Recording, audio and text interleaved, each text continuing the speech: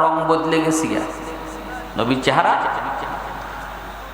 নবীজি বলেন উসামা এরপরে কি কয় দাদা যদি তার হাত না কাইটা আঙ্গুল কেটে দেন তাহলে আপনার বিচার হয়, আপনার বংশের ইজ্জত রক্ষা হয়।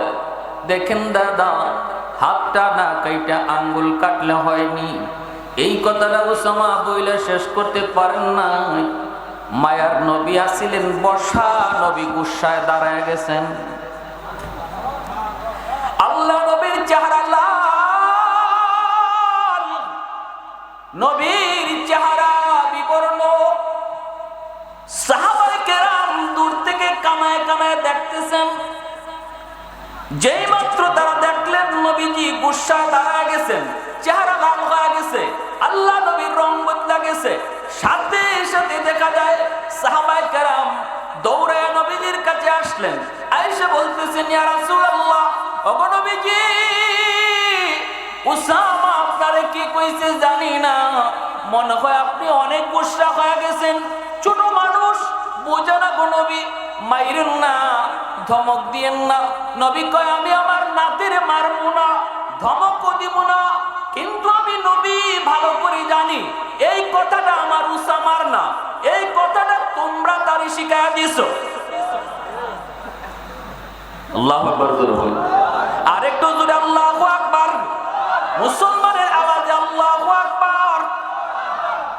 ওয়াল্লাইলু মে যুলফে মুহাম্মদ কা তারান্নুম, ওয়াল্লাইলু মে যুলফে মুহাম্মদ কা তারান্নুম, ওয়াশ-শামসু বিরুখসারায়ে আহমদ কা তারান্নুম, والفجر में सुबह रिसालत की बशारत, والعصر में दौर नबूवत की बशारत, यासीन से मौला ने कभी उनको पुकारा।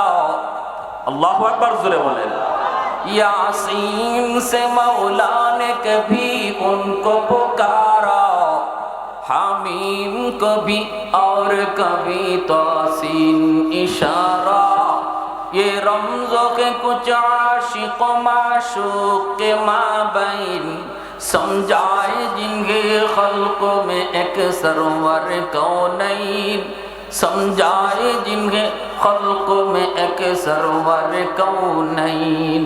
मुसलमाনের আওয়াজে কোন আল্লাহু আকবার। আল্লাহর নবী চেহারা পরিবর্তন করে গেল। সাহাবায়ে কেরামদেরকে বলতেছেন সাহাবীরা আমি সব বুঝেছি, আমার উসামারে দোষ দিয়া লাভ নাই, তোমরা যে যেখানে আছো তাড়াতাড়ি আমার সামনে বসো। নবীজি সবাইকে সামনে বসায় দিলেন। এরপরে নবীজি মিম্বরে বইসা চোখের পানি সাইরা নবী কান্দে আর কয় সাহাবীরা রে, আল্লাহ আমারে দুনিয়া পাঠাইছে সমাজে ইনসাফ প্রতিষ্ঠা করার লাগি, মুখ চিহ্ন বিচার করার জন্য আমাকে আল্লাহ জমিনে পাঠায় নাই, গোষ্ঠী চিহ্ন বিচার করার জন্য আল্লাহ আমাকে জমিনে পাঠায় নাই। অপরাধীর পরিচয় শুধু একটাই, সে অপরাধী। অপরাধীর ভিন্ন কোনো পরিচয় নাই। অপরাধীর কোনো পরিচয়, গোষ্ঠীর পরিচয়, ভাইয়ের পরিচয়, ভাতিজার পরিচয়, দুলাভাইয়ের পরিচয়, কোনো পরিচয় অপরাধীর নাই। আমার নবী শিখাইছেন অপরাধীর পরিচয় শুধু একটাই, সে অপরাধী, ভিন্ন কোনো পরিচয় তার হতেই পারে না। আওয়াজ দিয়া বলো যুবকরা ঠিক কিনা? সমাজে যদি ইনসাফ প্রতিষ্ঠা পেয়ে যাইতো আজ আমাদের সমাজ এতটা নষ্ট হইতো না। আমাদের সমাজ নষ্ট হওয়ার পিছনে একমাত্র সবচেয়ে বড় দায়ী হলো দুই চোখ নিয়ে বিচার করা। আজ আমাদের সমাজ, আমার আপনার দেশ নষ্ট হওয়ার কারণ হলো আমার দলের লোকে অপরাধ করলে পরে অপরাধ না, আর বিরোধী দলে অপরাধ করলে পরে যাইতে ধরো। ঠিক কিনা জোরে হোক। আমি যারে বালা পাই না, এ যদি কোনো ভুল করে এরে যাইতে ধরো, এরে যাইতে ধরো। রিক্সাওয়ালার ফুলায় যদি কোনো ভুল করে এর ধরো, সবে মিল্লা ধরো। চেয়ারম্যানের ফুলায় যদি অপরাধ, একই অপরাধ করে, কই দেখকেও না দেখার বান করো। নাউজুবিল্লাহ জোরে হোক, আরো জোরে হোক। আর রাসূল বলতেছে না, আল্লাহ আমার এই জন্য ফাটাই নাই, আল্লাহ আমার এই দুনিয়াতে ফাটাইছে ইনসাফ প্রতিষ্ঠা করার জন্য। ভাইয়েরা বন্ধুরা, উম্মতের দরদি নবী, এত দরদি নবী, আমার আপনার নবী, আপনার জন্য আমার জন্য সমাজ ব্যবস্থা কেমনে চালাইব সেই নজির রেখে গিয়েছেন। রাষ্ট্র পরিচালনা কেমনে করব সেই নজির রেখে গিয়েছেন। সর্ব জায়গায় আমার নবী আমার আপনার জন্য নমুনা রাখছেন। কিন্তু ভাগ্য বড় আমরা খারাপ, কপাল বড় আমাদের খারাপ, আমরা নবীর নমুনা লইতে রাজি। আজকে আমার ব্যবসা চলে ইউরোপীয় কালচারে, দেশ পরিচালনা করি আমরা খ্রিস্টানদের কালচারে, ঠিক কিনা জোরে বল? সব জায়গায় বিধর্মীদের কালচার, অমুসলিমদের নমুনা আমদানি করি, অথচ যেই নবীর নমুনা ধরার লাগে আল্লাহ রসুল পাঠাইছে, আর বলতেছে হাত পাওয়া বড় নিয়ামত না, চোখ পাওয়াও তোমার বড় নিয়ামত না, জীবন নিয়ে বেঁচে আছো এটাও বড় নিয়ামত না, সবচেয়ে বড় নিয়ামত রসুল পাইছো। অতএব রসুলের নমুনায় যদি তোমরা চলো, রসুলের নমুনায় যদি তোমরা দেশ চালাও, রসুলের নমুনায় যদি সমাজ চালাও, রসুলের নমুনায় যদি জীবন গড়ো, তাহলে আমি আল্লাহ দুনিয়াতেও তোমাদের ইজ্জত দিন দিন বাড়াইব, আখিরাতেও ইজ্জতের আসনে রাখবো। আজ তামাম দুনিয়া জুড়ে মুসলমান বেইজ্জতি একমাত্র কারণ আমরা নবীর নমুনা সব জায়গায় ছাইরা দিছি। সাহাবায়ে কেরামের এত ইজ্জত, এত সম্মান, এত ইজ্জত, এত সম্মান শুধুমাত্র সব জায়গায় নবীর নমুনা ধরার কারণ যে ওমর ফারুক রাদিয়াল্লাহু তাআলা আনহু কিছুই তার ছিল না, ছিলেন একজন উট রাখাল। এই মরুভূমিতেও উমর উট রাখালি করতেন, উট রাখালি করতেন। উমরকে কেউ চিনত না, কেউ উমরকে জানত না। যেদিন উমর ইসলাম গ্রহণ করে নবীর নমুনা ধরলেন, নবীর নমুনা ধরলেন, সেদিন থেকে উমরকে চিনা শুরু হলো। আজও উমরকে চিনে, কিয়ামত পর্যন্ত উমরকে সবাই চিনবে। দুনিয়া জুড়ে উমরের নাম উজালা। ময়দানের পার দিয়ে উমর যখন যাইতেছেন আর বলতেছেন, সাহাবীরা রে, ও আমার নবীর সাহাবীরা, এই ময়দানে আমি উট রাখালি করতাম, এই ময়দানে আমি উট রাখালি করতাম। সেদিন আমি উমরকে কেউ চিনত না, কেউ জানত না। কিন্তু আমার নবীর নমুনা ধরার কারণে, আমার নবীর কাছাকাছি আসার কারণে আজ আল্লাহ আমাকে অর্ধ পৃথিবীর বাদশা বানায়া দিছে।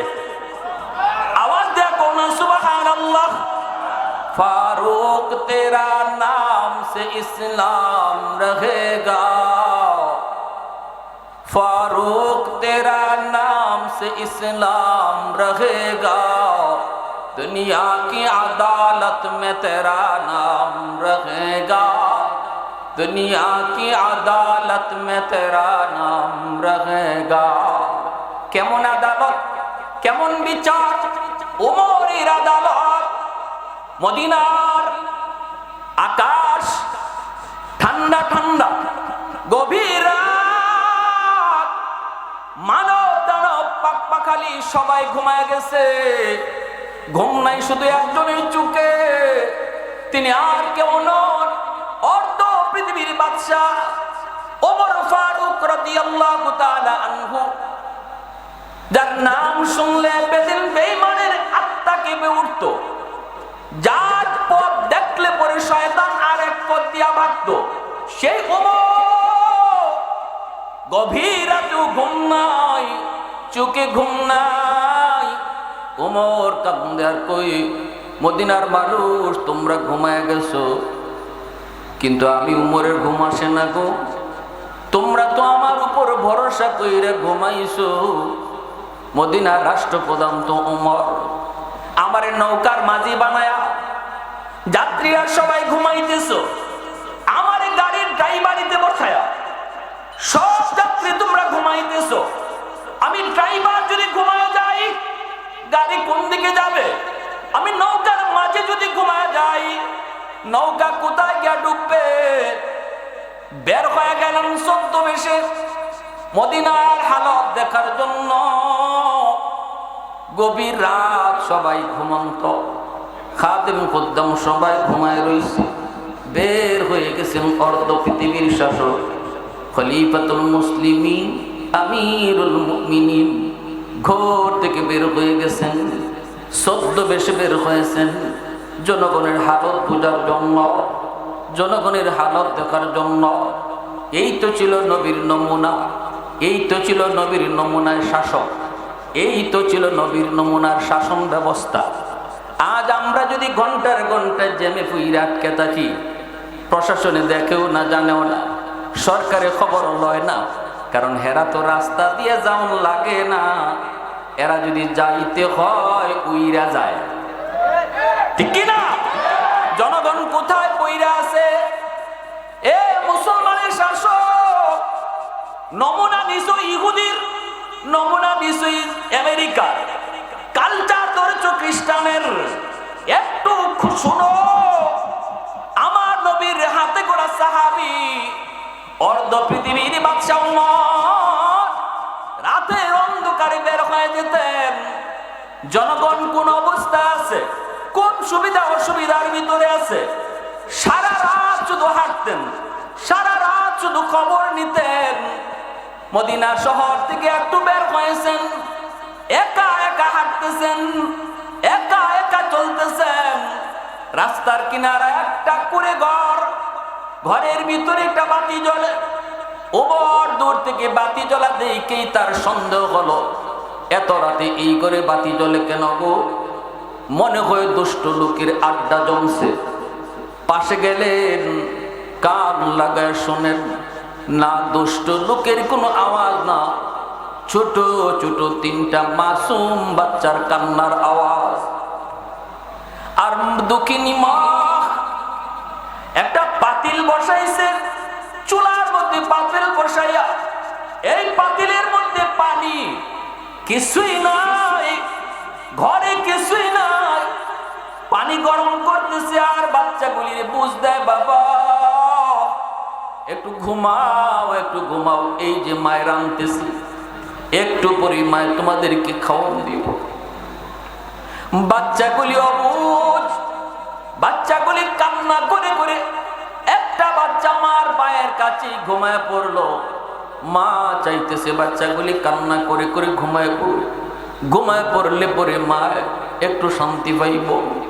এই অবস্থায় হযরত ওমর বাহির থেকে আওয়াজ দিলেন, ঘরে কে? মহিলা ভিতর থেকে কয়, আপনি কে? হযরত ওমর বলেন, আমি একজন মুসাফির। মহিলা কয়, মুসাফির তুমি তোমার পথে চলে যাও, আমার পরিচয় যায় না, লাভ নাই, আমার খবর নিয়েও কোনো লাভ নাই, তুমি তোমার পথে চলে যাও, আমার দুঃখ আমার কষ্ট আর বাড়ায়ও না, কোনো কিছু জিগায়া তুমি আমার মনের কষ্ট বাড়ায়ও না গো, তুমি তোমার পথে চলে যাও। হযরত ওমর বলেন, মা একটু কও না, কি তোমার সমস্যা? বাচ্চাগুলি কেন কান্না করে? চুলার মধ্যে তুমি কি আগুন দিয়ে জাল দিতেছো? কেন এবার বাচ্চাগুলি কান্না করে? যখন হযরত ওমর এই কথাগুলা মহিলাকে জিজ্ঞেস করেন, মহিলা তখন বলতেছে, মুসাফির এতই যখন তুমি জিগাইতেছো তাহলে শোনো, এতটুকু তুমি শোনো, এই বাচ্চাগুলা হলো একজন শহীদের বাচ্চা। আমার স্বামী জিহাদের ময়দানে গিয়ে শহীদ হয়ে গেছে গো, তিনটা অবুঝ এতিম বাচ্চা রেখে গিয়েছে। এই বাচ্চাগুলার আমি দেখশন করি, কিন্তু আমি একজন মহিলা মানুষ, পারি না, রুজি রোজগার কেমনে করবো তাও জানি না। আজকে 3 দিন হয়ে যায়, আমার 3টা বাচ্চা কিছুই খায় না, ঘরে কোনো খাবার নাই। এই 3টা বাচ্চা পেটের ক্ষুধার যন্ত্রণায় তারা অস্থির হয়ে গেছে। সন্ধ্যা থেকেই বলতেছি, মা গো কিছু একটা দেও, আর পারি না গো মা, মনে হয় জানটা বের হয়ে যাবে। চুলায় তুমি কি জাল দাও? মহিলা কই, মুসাফির কিছুই নাই, পাতিলে শুধু পানি গরম হইতেছে, আমি আমার শহীদ স্বামীর বাচ্চাগুলির সাথে ধোঁকা দিতেছি, আমি বুঝাইতেছি খানা পাক করতেছি, মূলত কোনো খানা নাই, পানি গরম হইতেছে। হযরত ওমর বাহির থেকে কথাগুলি শুনে না, চোখ থেকে দর দর করে পানি পড়ে। মহিলায় বলতেছে, মুসাফির তুমি তোমার পথে চলে যাও, তবে এতটুকু শুনে রাখো, কিয়ামতের ময়দানে আল্লাহর আদালতে মদিনার বাদশা ওমরের গলায় গামছা লাগাইমু। মদিনার বাদশা ওমরের গলায় আল্লাহর আদালতে গামছা লাগাইমু আমি, কারণ তিনি একজন বাদশা হইয়া, খলিফা হইয়া এই এতিম তিনটা বাচ্চার খবর তিনি কেন নিলেন না? শহীদের তিনটা বাচ্চা রেখে যাওয়া আমানত, এই বাচ্চাগুলোর খবর তিনি কেন নিলেন না গো? এজন্য আমি আল্লাহর আদালতে ওমরের বিরুদ্ধে মামলা দিব। যেই মাত্র এই কথাটা কইছি